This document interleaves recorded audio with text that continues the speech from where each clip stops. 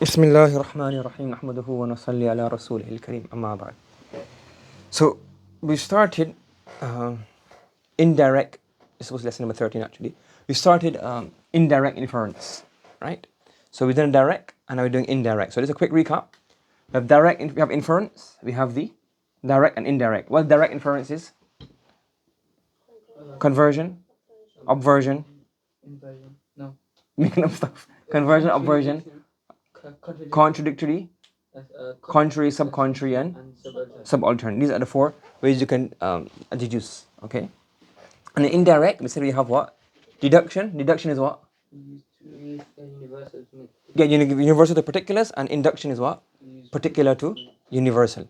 And then you have analogy. We'll do that later on. And in deduction, the first one we then was categorical syllogism. And what's the made up of categorical syllogism? A major term, minor term, major term, minor term, and middle term. And then you have and then each of the term, the qadiyya and the sentence of the minor term is called the minor premise. The major term is called the major premise. And then you have, from those two, what do you get? Conclusion. And what's the minor term? What's the minor term? It's called sughra. And the major term? Kubra. And the middle term? Al-Hadd al-Awsat.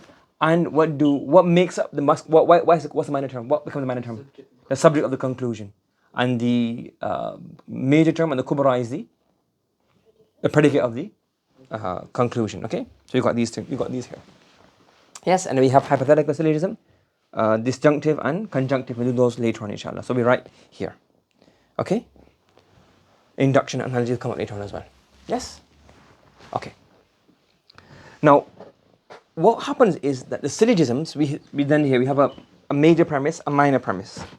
Yes? And then we have the conclusion. Now, what happens here is, you can't just make up anything. Like any two premise in any form doesn't give you a right conclusion. You get what I'm saying? That's what the main thing is now. Which forms gives you, so understand the forms of syllogism. So in Arabic it's called al-ashkal al-arba'a. Yes? What does this mean? That you have four forms. What are the four forms? These are the four forms. Now the easy to remember is based on the middle term. Yes? It's called ashaklu. I call it ashaklu awwal, ashaklu thaniya, thalith, and rabi. So to remember the W. What does W mean? Look here. The middle term comes like this. Then the middle term comes in this. Middle term comes here, and the middle term comes like this. These are the four shakl.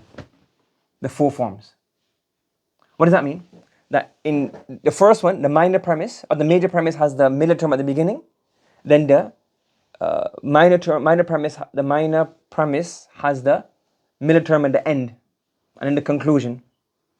And then the form number 2 is when the middle term is at the end in both of them. Yes? Form number 3 is when the middle term is at the beginning of both of them. Or form number 4 is when the middle term comes at the end of the minor premise and the beginning of end of the major premise and beginning of the minor premise. You following? These are the four terms. Sorry, not four terms, the four forms. It's called the four shakl in thing. Now, from these, remember every premise can be what?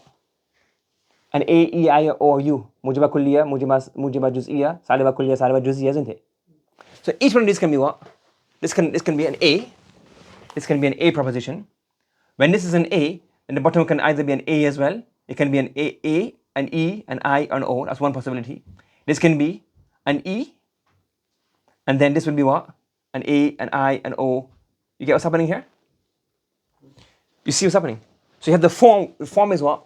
Where the middle term lies. Yes? Don't worry about this. I'm just summarizing for you basics. Yes? So the form is dependent on where the middle term lies in the syllogism. And because each premise can be an A, E, I, or an O, you end up getting each possibility from 64.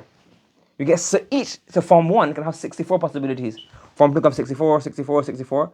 You have 256 forms. And from those, only 24 forms will give you a certain valid conclusion. Are you following? Now in the old time days, when they used to do the Greeks, they used to do this. They had all these Persian, these Latin names. So for example, say Barbara.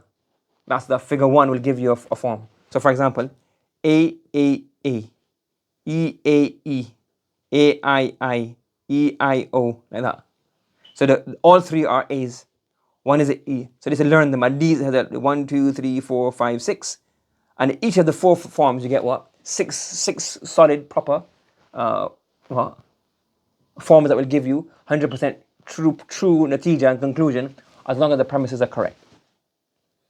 Who's going to learn all the Latin names? So this I learned that in the old times, I think. I'm not sure in Arabic what they have. I don't know. I can't remember. It may be mentioned in the books of Mantiq, but I can't remember those. So modern, what did they say? Forget all this. You can't learn. This is too much to understand all of this. Barbara, Clarent, Darati, Dari, Ferio, Barbary, Clarent. Oh, forgot that. We just learn 8 rules. And if these 8 rules, you apply these 8 rules, and these 8 rules are passed, these 8 questions are passed correct, then the syllogism will be valid. Yes? Instead of analyzing all of those, they made these 8 rules. You following? We'll do 4 today, inshallah. You understand what's happening here? So what do we have? A syllogism has premise, and the syllogism can have a form depending on where the middle term lies in the premises. Are you following? It can come at the beginning or middle, so the W's, you have like that. Form 1 is like that, form 2 is like that, form 3 is like that, and form 4 is like that. You following? So these 4 forms are of the 4 possibilities of a proposition. And depending on whether each premise is an A, E, I, or O, you get 64 of each. But only 24 are valid. But learning all that is difficult. So we've done 8 rules of syllogisms. If these 8 rules are correct, then what happens? Then we will get certain knowledge and certain. If the premises are correct, then we'll get a certain and a sahih natija, the correct natija. You following? Make sense? Yeah? Any questions? Any questions? You following? Okay. The first one is very obvious. So the first one is to do with the number of terms, number premise. So the first one is the fallacy of 4 terms, meaning what? In every syllogism, you can only have a maximum of how many terms? 3. Anything more than that is going to be what? 4 terms, and that will cause, you won't get any correct conclusion. I'll give you a very obvious one. All students in this class are hardworking. Ahmad is a teacher, therefore Ahmad is hardworking. That's obvious, it's very stupid. Because you have hardworking and students and teachers, it doesn't make sense. Yes? But where this would come in necessary is where you have what? It seems like 3 terms, but it really is what? 4 or more. Or why might that happen? Because of what? Equivocation. If you have equivocation using 3 terms, it looks like 3 terms, but in reality what are they? 4 terms. So for example, the one we gave last time, all bid'ah is misguidance, all innovation is misguidance.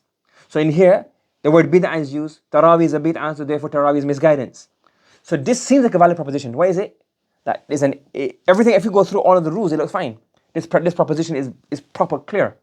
But what's the fallacy in here? It's a fallacy of 4 terms, not because they're 4 different words, is that one word is being used for 2 different meanings. So this is one meaning, and this is one meaning. So even though the word is the same, it's equivocation. So therefore, this will not give you a concrete conclusion. This natija is not correct. This premise is correct. This premise is correct, but this conclusion is not correct. Why? Because the fallacy of 4 terms. We say, no, it's not 4 terms, only 3 terms. Misguidance, tarawi, and bid'ah. I said, no. Why? The word bid'ah is used in a different context, and the word here, bid'ah, is used in a different context. We explained that in definitions already.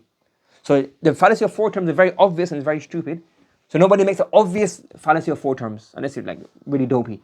But the problem comes about the fallacy of 4 terms when you use what? When you use one term, but it has 2 different meanings, 2 different mistaq. Does that make sense? So it's the first thing you have to check. In our syllogism, are there only 3 terms? And don't look at 3 words. Look at, is each word using the same meaning? Yes? You got it? Gotcha. حُرِّمَتْ عَلَيْكُمُ الْمَيْتَةِ. Let's look at this one. حُرِّمَتْ عَلَيْكُمُ الْمَيْتَةِ. What does this mean? Maita means what? Dead animals are haram upon you. Therefore, the chicken that you guys just ate is haram, isn't it? Was it alive, the chicken that you ate? Or was it dead? Huh? Dead. It was dead. So basically, we say here what? What's the syllogism? All dead is haram. Yes. Dinner or chicken was dead. Therefore, dinner was haram. What's the fallacy in here? Huh? Why is it 4 terms? What? Dead. So why is it 4 terms? The first one refers to natural, not human. Non-slaughtered. Yes? So dinner was, so the word dead is used the same in both places, But all that is haram meaning what? Things that have not been slaughtered in a correct method.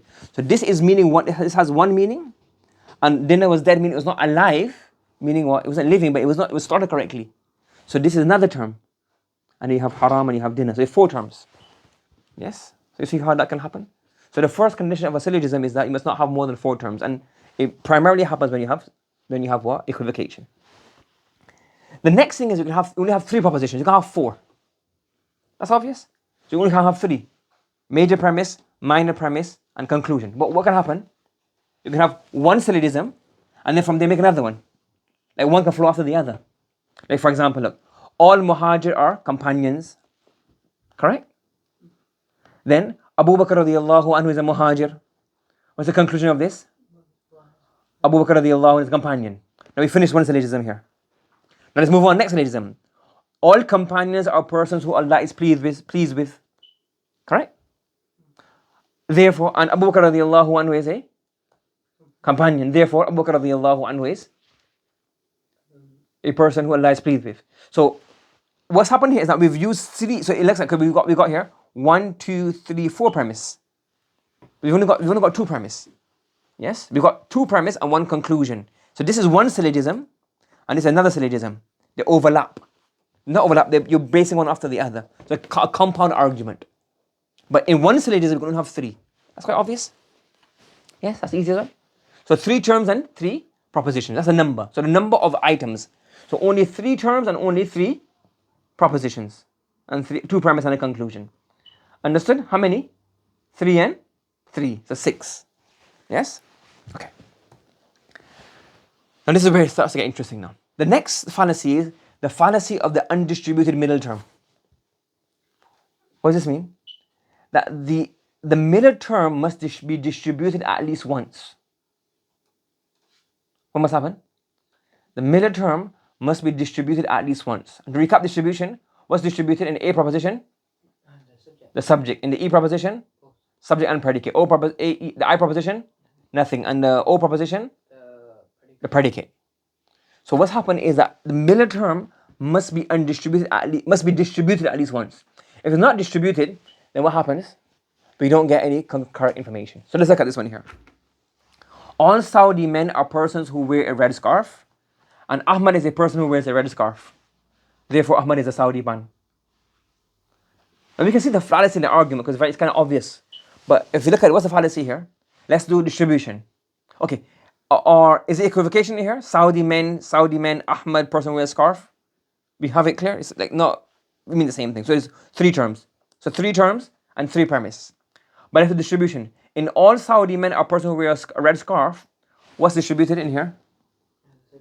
Subject is distributed in here. This is distributed. Is this distributed in here? No. This is undistributed. And Ahmad is the person who wears a scarf. Ahmad is what kind of proposition is this? It's an A proposition. What's this? That's not distribution. What is it? The second one. Why is it an I? It's an I, sorry, yeah. A-E-I. I.e. some people or some men are persons who wear a red scarf. So Ahmad is some, isn't it? So in here, this is, if it's an I proposition, this is not distributed, this is not distributed. The middle term is not distributed anywhere. If the middle term is not distributed, then what will happen? You will not get a right conclusion. MashaAllah, you know Arabic, are you a scholar?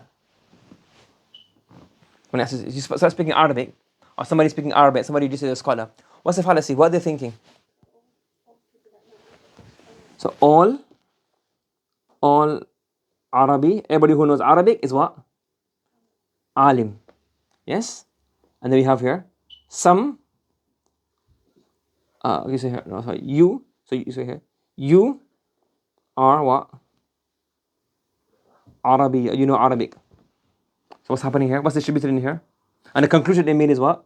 You are an alim. No? You're an alim. So if you look at it here now, what's distributed? All Arabic people, all Arabic speakers are who? Alim. This is distributed. The subject is distributed in here. It's not distributed in the A proposition. The sum, this is you are an Arabic, that's not a kulli, that's a juz. It's an I proposition. Nothing is distributed in here. So therefore, our middle term of Arabic is not distributed. Therefore, you can't do what? Our conclusion is not correct. Correct? When we were in Egypt, I saw one of these guys in the airport. I said, Assalamu alaikum wa rahmatullah. He looked at me like, eh? What's that? Huh? Yeah, because he didn't have one of these on, but he had a nice big thawb and a jubbah. I thought, mashallah, and an imam as well. I thought, mashallah, there's a kind of big sheikh from at the airport. And then I have to look close, he had a cross on his neck. What was my fallacy? Huh? Yeah, my fallacy is jubbah, but how would you break it down? What's my fallacy? So all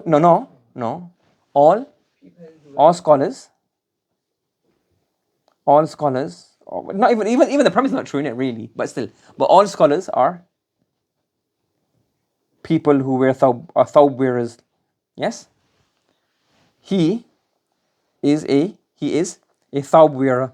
So therefore, he is a scholar. Or all you could no, you can actually say all thawb wearers are Muslims. So even this, the fallacy was the fallacy of undistributed, and also the premise is incorrect, isn't it? So I had incorrect premises, and that's induction.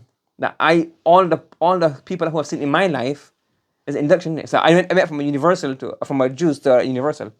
That I assume that all the people I've seen in my life are people. So all the thawb wearers in my life are Muslims. So I assume all thawb wearers are Muslims. So the fallacy is induction fallacy.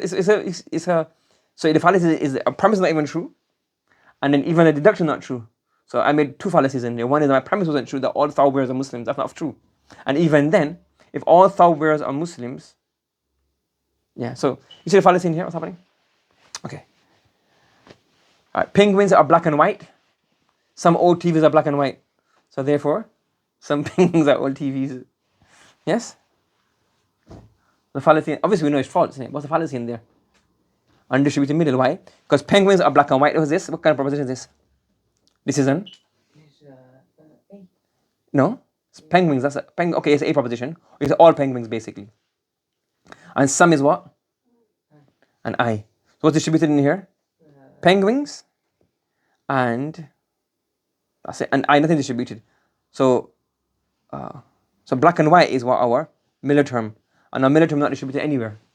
So the penguin made a fallacy of illicit, undistributed middle term. The fallacy of undistributed middle. Yes? Okay. These Muslim men have long beard like ISIS. These Muslim women wear beards like ISIS. So therefore you're ISIS. No? What's the fallacy that you're making? All ISIS. So all ISIS. A beard. Some you are beard. So therefore you are ISIS. So hey you ISIS. So not fallacy of undistributed middle. Yes. But the problem is this is how people portray. This is logical. But who's going to argue with them? I'll try to think with them. So someone's telling me, I can't remember. He goes up. Somebody was watching. He had a paper. He was watching a video or a documentary about. He goes in the 1940s or 30s.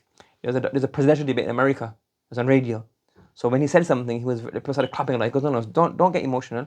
Just consider the facts that we are discussing and analyze who's at the points of both parties.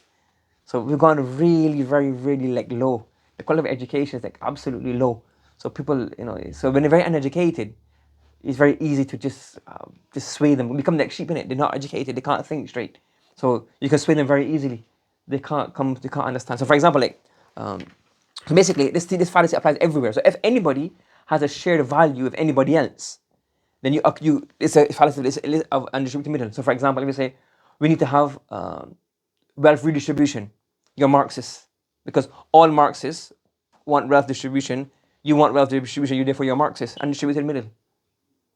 You get what I'm saying? So when you have the Labour Party or Corbyn, they accuse him of being a Marxist. Is why? Because he wants this and Marxists want that. So it's communism. Yeah, so communism. So all communists redistribute wealth. You want to distribute wealth. And even redistribution of wealth is also equivocation. How redistribution of wealth? So in everything, if you look at it, analyze all of these things, you have all of these issues. Yes. The next one is again, illicit major and illicit minor. If the term is distributed in the conclusion, it must be distributed in the premise. Any term that is distributed in the conclusion, it must also be distributed in the premise. You following? Make sense? So the top one is what? The Miller term must be what? At least once in the major and minor premise. If the middle term is not distributed, what happens then? Fallacy. But in the conclusion, do you have the minor term? Middle term. It's gone in it. So what needs to be distributed in the conclusion? Whatever is distributed at top must be distributed at the bottom. So in our premises, major and minor, whatever is distributed in there, whatever is distributed in the conclusion, it must be distributed in top. For example, here, look. All ulama are people who know Arabic. No people in the city know Arabic, so therefore, no people in the city are ulama. What's happening here now? All is what? What kind of proposition is that? A proposition. No people in the city are E. And no people in the city are ulama is what? E again. So what's distributed in here? The subject. What's distributed in here? Both. And what's distributed in the E proposition? Both. Okay? Yes? So if the term is distributed in conclusion, it must be distributed in the premise. So look, this is distributed here and distributed here. This is distributed here and distributed here. Therefore, our conclusion is going to be correct. Yes? If we were to change this, what do you got here? So somebody sees this and gets angry. So, oh, MUFC players dive. They're all divers. What's the fallacy in here? Oh, so how do you come to the conclusion? Huh? How is it undistributed? Because some MUR divers, and then so all MRD, I guess. No. Yeah, no. Some of these players are divers. Yeah, so that no. You or some. Yeah, so you. I don't know. Yeah, no, sorry. He. So we say here, for example. Let's do this again. We will say, for example, some Manchester players are, some Manchester United players are what? Divers. You're like, oh, what's this going on here? Huh? So, you or he is what? A Manchester player. So therefore, you are diver. So how would this work now? What's the problem here? We know it's not false, but what's the argument? What's the proper logical argument behind this? So some is what kind of proposition? I proposition. That's an I proposition, and this is a I proposition. So nothing is distributed. So the fallacy is fallacy of undistributed middle. Okay, let's get a bit more serious here.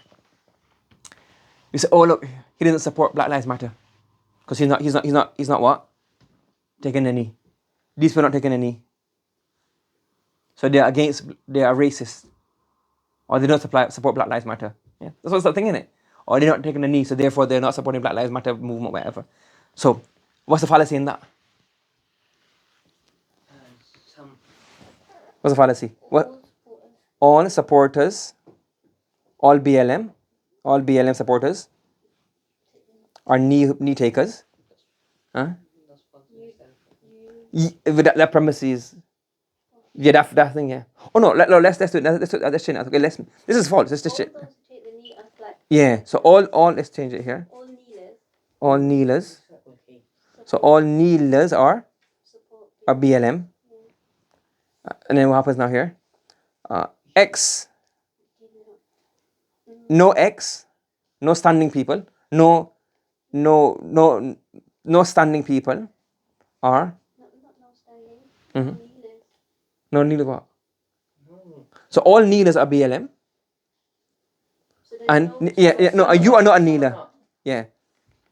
Yeah, and some are not. So all knee takers are Black Lives Matter supporters, and then we have some, or let's say we have a name Z or V. V is not knee taker. So therefore, V is not BLM. For example, the factor doesn't know what that is, Verstappen or whoever that is. Yes? So now we have here, what's distributed in this one here? What's this? An A proposition, isn't it? What's the second one? The second one is O. V is an O proposition. What's distributed in here? The subject, K. K. And the O, the... What's distributed? The K. The predicate is distributed. The P is not distributed. Yeah. The BLM is not distributed either. Hmm? V or BLM is not distributed. Yeah. And what's happening here? The BLM is not distributed. But what kind of premise is this? That's an O premise, isn't it? So in the O premise, the predicate. So BLM is not distributed. What's the middle term in here? The K is, so what's distributed? The K is distributed. BLM is not distributed. It's in A, E, I, O. So here, this is distributed, isn't it? Yeah. So this is distributed here, but not distributed here. Yeah, why? Yeah. So this is what? No, let's leave it. I'll pause it. Okay. Let's look at the next one. As I said before, the examples here are just like examples. Okay. So before we even go to this discussion, Nawafil is very important. Nawafil for ulama is very important. Tahajjud, Qiyamul Layl, all is very, very important. A talib ilm, say a talib ilm, laysa lahu wird. How can you be talib ilm and alim? You don't have a wird of the layl. So salah at night, tilawah, Quran, dhikr. But just analytically, we have an example here. So I want to break this down. So performing nafil prayer is a sign of devoutness to Allah subhanahu wa ta'ala. Yes? It is sad to see many ulama and should not function in nafil prayers. A non-devout scholar will be of no benefit to the ummah. Now this is the normal sentence. Now can we break this down into categorical syllogisms? What does it mean? All nafil is devoutness. Okay, all nafil. Or we can say all nafil, we're gonna use, because we have ulama and students, let's keep it as people. So let's keep it all nafil people, all nafil people, that's not even a good word, but let's get idea. All nafil people are what? Devout, yes? That's what it means, isn't it? So performing nafil prayer is a sign of devoutness to Allah subhanahu wa ta'ala, yes? Okay. And then it is sad to see many ulama and should not function in their nafil prayers. What does that mean? There's some. So yes, some ulama, some talaba. So I'm not trying to say don't perform nafil. It's an example of an argument here. Some ulama or talaba are not devout. No, not devout. Are not what? Nafil prayers. What's the conclusion? Nafil. Some ulama are not devout. That's still implied. That's implied. So what's called in this Quran? If it's not mentioned explicitly, the conclusion is called what? No, not inferred. Enthamim. It's called an enthamim. When all three are not mentioned, the sugra, the major premise, the minor premise, and the conclusion are all mentioned, this is called what? An enthamim. So this is the first premise. This is the second premise. And this kind of hints towards the conclusion, isn't it? So we see here, so all nafil people are devout, some ulama are not nafil prayers, so therefore we can say here what? Yeah. Some ulama are not. But is that the conclusion? Or what's the conclusion being implied here? That's the thing. What's a better the conclusion? I think the conclusion is nafil prayers. I think the conclusion are some ulama are not devout. Some ulama are not devout. Okay. It's kind of a four thing. It's a four premises. Okay, let's see here. So because the final one is a non-devout scholar would be of no benefit. That's sort of like. that means that some scholars are not devout. So this is the logical. Then that's another another syllogism. No, this is syllogism. This is the first one, yes? The last part is a statement using the conclusion from this. Yeah, okay. So all nafil people are devout. So some ulama are non. Yeah. So some ulama. So what's the middle term in here? Nafil people. Yes. Okay. What happens? Okay, we got three terms. So we got three terms, three premise. Now is the middle term distributed? Yes. So all this is distributed. Yes. And that's distributed as well. And some is what? A, E, O. A. That's O. O. I is O. So in O, the predicate is distributed. That's predicate distributed. So the middle premise is distributed. Then what do we have for us? We have now for this. Some of them are not devote. So the devote is should be distributed. It's distributed, isn't it? It should be distributed, but it should be in the conclusion. But it's distributed here, not distributed here. And why is this? Logically, think why is this? Because you can't gain anything from that anyway. No, but why is this premise? Why is this argument? Assuming that the only way to be nafil is devout. No. The only way to be devout is nafil. Yeah. You can be devout via tilawa, you can be devout via talabul ilm, you can be devout via dua, you can be devout via fasting, you can be devout via sadaqah, you can be devout via dhikr. I'm not saying don't perform nafil, but you get what I'm trying to say. So the argument can be, well, there's other ways of devotion. You follow? So this could be a thing. Again, it doesn't mean that not saying no perform nafil. This is like an argument form. Okay? So all of these can be analyzed in different levels. Do you understand? So today we've done four rules regarding what? Syllogisms. So before that we said they have forms. Okay, let's go to the summary here. So what's a recap from beginning? We have the table square of opposition. We have the A, the E, the I, the O. The A is what? Mujiba kulliya, universal affirmative. The E is mujiba saliba. It's saliba kulliya, which is the universal negative. The I is the affirmative particular, which is the mujiba juz'iyya, and the O is the saliba juz'iyya. Then we said here, distribution. What's distributed? The subject is distributed in the A and the E. The predicate is distributed. So the subject is distributed in what? In kullis. And the predicate is distributed in saliba. And in I, nothing is distributed. Then we said have a conversion. What's conversion mean? It's called in Arabic what? What's it called? Conversion. Aks mustawi. Remember aks mustawi?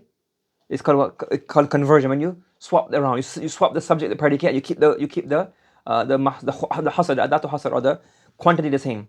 So no E. So no Muslims are polytheists. No polytheists are Muslims. You can convert it and you get the correct conclusion. In the I proposition, you can convert it and still get the right. So mujiba juz'iyya. So some Muslims are Hafiz, some Hafiz are Muslims. Yes, that doesn't mean some Muslims are not Hafiz, some Hafiz are not Muslims. It just means that some for sure are. You can't convert an A unless you change the quantity down to a juz'i. Yes? An O you can't convert an O. What does obversion mean? You change the positive to a negative. You make the predicate what? The opposite of predicate. The predicate complement. The predicate complement. So for example, all Muslims are monotheists. So then no Muslims are non-monotheists. And no Muslims are polytheists. So it becomes all Muslims are non-polytheist. Yes, you make a subject complement, the non of that. And it will say for I and the O. That's it. It's a direct cut. This is what? Istidlal mubashir. Where directly you're doing what? You're doing deduction. From one premise, you're getting other information. From one premise, you can deduce other things. Then we said what? Contradiction. What's contradiction mean? In Arabic, tanaqud. You know tanaqud? Not yet. So tanaqud. Tanaqud means contradiction. If one is true, the other has to be false. And if one is false, the other has to be true. And we did get tanaqud in the X, meaning the mujiba kulliya is tanaqud is what? Saliba juz'iyya. And so the A and the O and the E and the I are contradictory. Then we have subaltern. If the top is true, then the bottom has to be true. So if all Muslims are monotheists, some Muslims have been monotheists. It doesn't mean some are not. It just means some are for sure. And no Muslim are polytheists, so that means that some are not polytheists. It has to be true. If the top is true, the bottom has to be true. And the contrary and sub-contrary. In the contrary, both can be false, but only one can be true. And the sub-contrary, both can be true, but only one can be false.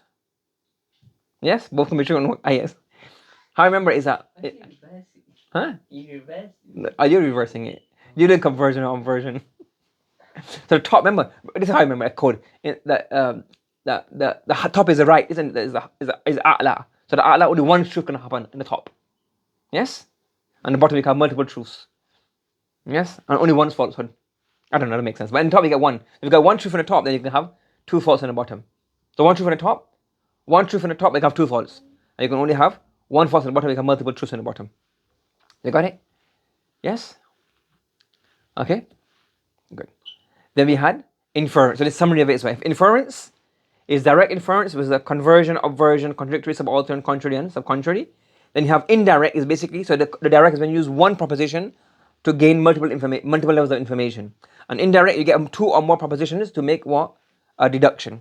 And the first we call deduction is when you come from the universal to the, you apply the universal rule to the all the juz'iyat, all the members of that term. And the induction is when you look at the terms, not the terms, the juz, the particulars, and you observe enough particulars to come to a conclusion. It's called istiqra. We'll do that later on. Look at many, like example, you study all the students in one madrasa, so you come to the conclusion that all the students wear topi. Because you study all of them. So based on your deduction, what you saw, maybe there's three of them that don't wear topi. Or maybe three of them that wear imam have topi. Or whatever. You following? So you look, observe, and by and deduction is on the top. You know that all students are people who attend, who enroll in the madrasa. Or all students are those who stay in the boarding. Or all students are those who are on the register. So if you're a student, you don't have to say, well, you don't have to ask each person. Being a student automatically means that he will have his name on the register. You following? And induction is where you say, well, you observe the individual members and you apply the ruling. And in deduction, we have the first way of deduction is what? Categorical syllogism. That's called what? Qiyas. In logic, it's called qiyas. In fiqh, it's called something different. So in logic, it's called what? Qiyas. Qiyas iqtirani. And it's made up of how many parts? Well, what's the thing? What are the terms? Major term, minor term, and middle term. And you have a minor premise, a major premise, and a middle premise, no? And the conclusion. What's the minor term? The subject of the conclusion. And what's the predicate of the conclusion? The major term. Right? And then hypothetical syllogism, disjunctive syllogism, and conjunctive syllogism, we do that later on. Inshallah, induction and analogy, we do later on. And then the four fallacies we've done so far. Of what? The four fallacies of syllogisms. Yes, you have 8 rules altogether. We done the first 4 today. What are the first 2 to do with? The first 2 are to do with what? Number of terms, number of propositions. So only 3 terms and only 3 propositions. If you have the fallacy of 4 terms, I'm not sure it's called fallacy of 4 propositions. I didn't find a name for it. I'm just calling that 4 propositions. These are right. These 3 are called fallacy of these. I assume it's called this, but I cannot find it anywhere. So fallacy of 4 terms meaning what? You have 4 terms. And this is a very obvious mistake, but where does it occur commonly? In equivocation. When you have, it seems like 3 terms, but 2 terms are being used differently. For the 4 propositions, it's not really an issue. But what can happen? You can have one syllogism, and then from there go on to another syllogism. Take the conclusion from one, add it to the other one. That's not a problem. But within each syllogism, you can only have 3 propositions. You can have one proposition, one syllogism, come to a conclusion, get the conclusion, and add it to the next. Are you following? You get it? And you can do that multiple times. But each individual syllogism has to be a separate thing on its own. And the fallacy of undistributed middle is what? That one of the middle terms must be distributed at least once in the minor and major. Yes? So the middle term has to be distributed at least once. If it's not distributed, it won't come to the right conclusion. You end up thinking of what? A Coptic Christian is a Muslim. Yes?